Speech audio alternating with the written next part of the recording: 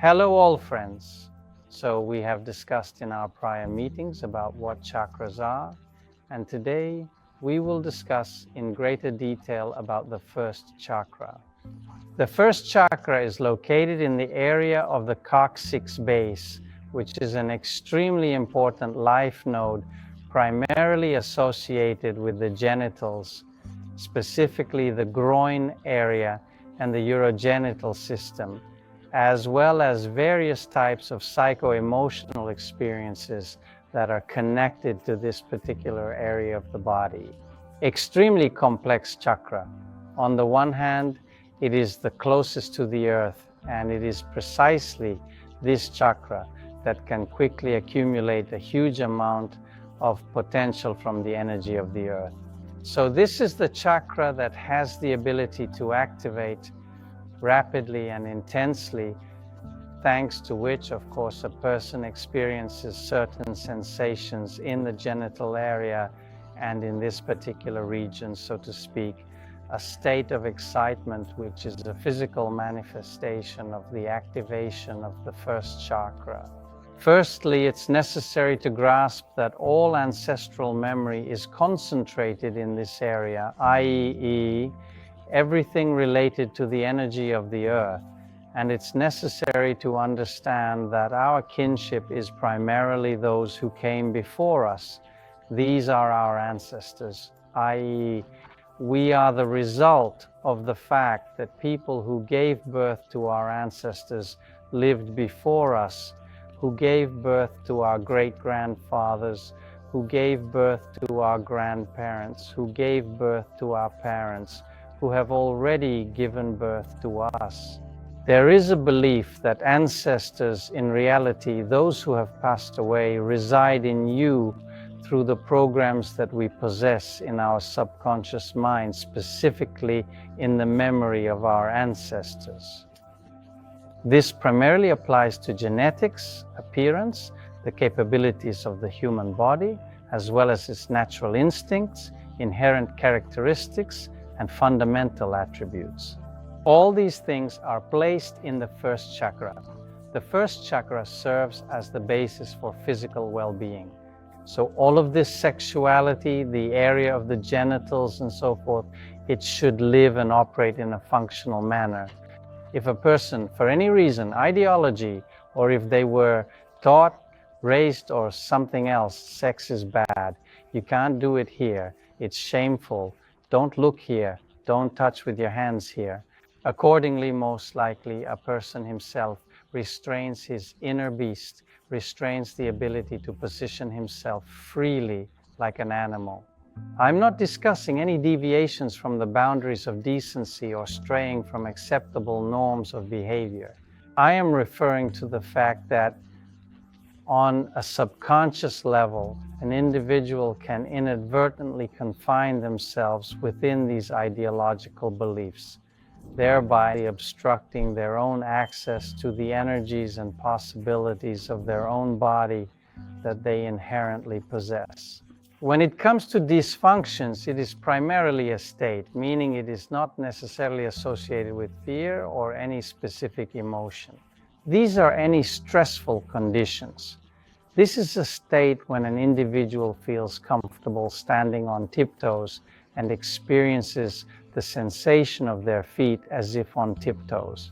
Virtually every person who is professionally involved in ballet or some form of walking in high heels or another comparable activity, so to speak, is confronted with the fact that a particular condition, a state of stress, becomes the norm or the usual state of affairs. In this sense, the blockage of the first chakra happens if we exert too much load on the legs, if we put excessive load on the shin in the groin region. It is crucial to comprehend how to then relax, release this load, and restore a balanced energy flow within the body by alleviating the resulting tension and strain. I am opposed to any meditative practices that are performed with legs crossed in a seated position.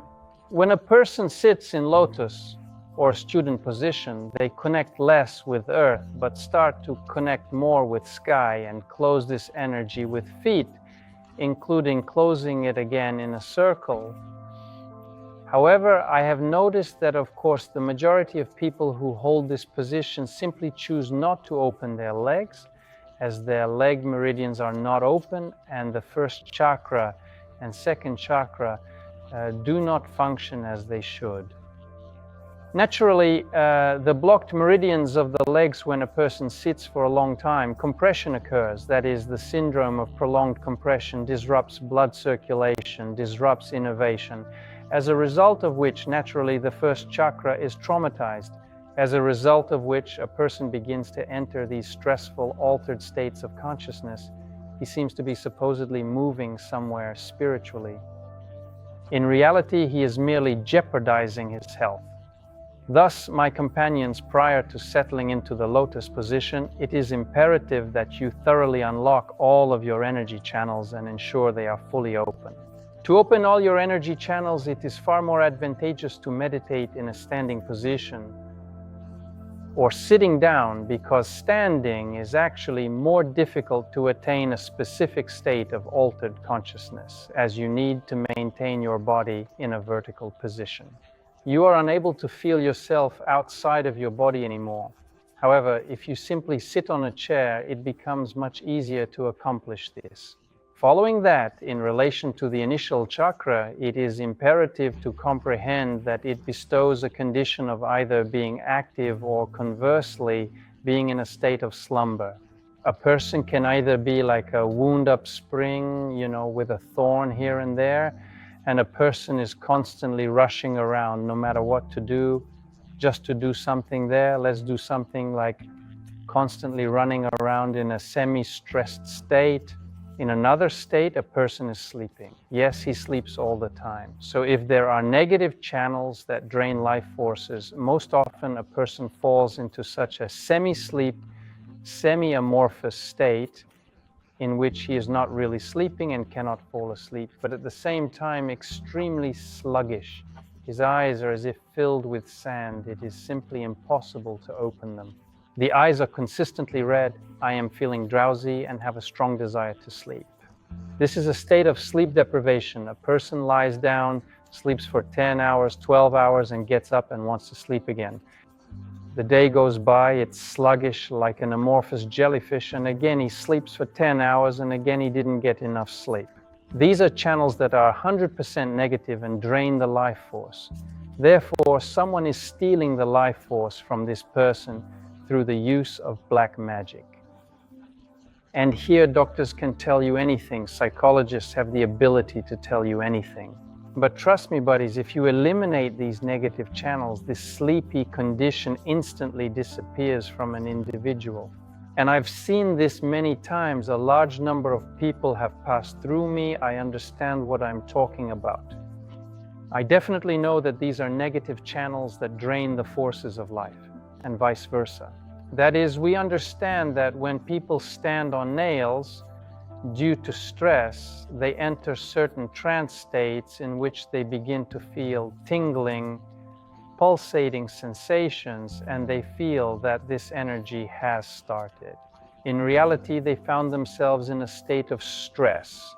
The functioning of the first chakra, based on this score, an individual experiences specific sensations and interprets them as potentially spiritual or other types of actions. Although in reality this is a stressful state, it is a state of activation of the prenatal CI in the left kidney.